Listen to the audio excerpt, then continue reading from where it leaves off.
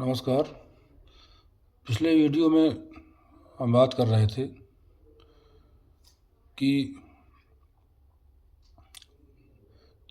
तीनों लोगों का राज्य भी मिल जाए तभी मैं इनको नहीं मारूंगा, ये तो पृथ्वी का ही राज्य है।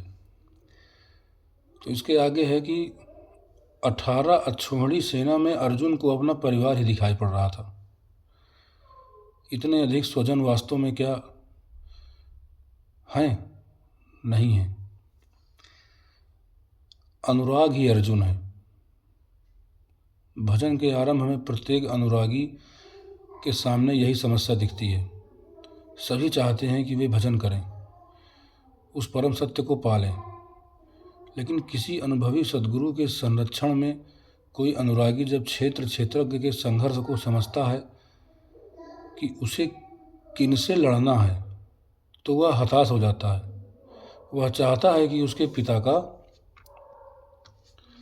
परिवार का, ससुराल का परिवार, मामा का परिवार, सुहृदय मित्र गुरुजन साथ रहें, सभी सुखी रहें, और इन सब की व्यवस्था करते हुए वह परमात्मा स्वरूप की प्राप्ति भी कर ले। लेकिन जब वो समझता है कि आराधना में आगे होने के लिए परिवार छोड़ना पड़ेगा, इन संबंधों का मोह समाप्त करना पड़ेगा, तो वो अधीर हो जाता है। पूज्य महाराज जी कहते हैं कि मरना और साधु होना बराबर है। साधु के लिए सृष्टि में कोई दूसरा जीवित नहीं है, लेकिन घर वालों के नाम पे भी कोई नहीं है। यदि कोई है तो लगाव है, मोह है। अगर है तो फिर मोह है, और मोह समाप्त कहाँ हुआ? जहाँ तक लगाव है उसका पूर्ण त्याग, उस लगाव के सह अस्तित्व मिटने पर ही उसकी विजय है। इन संबंधों का प्रसार ही जगत है,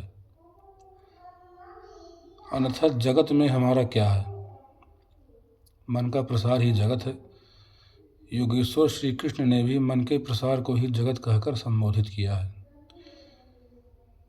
जिसने इसके प्रभाव को रोक लिया, उसने चराचर जगत जीत लिया।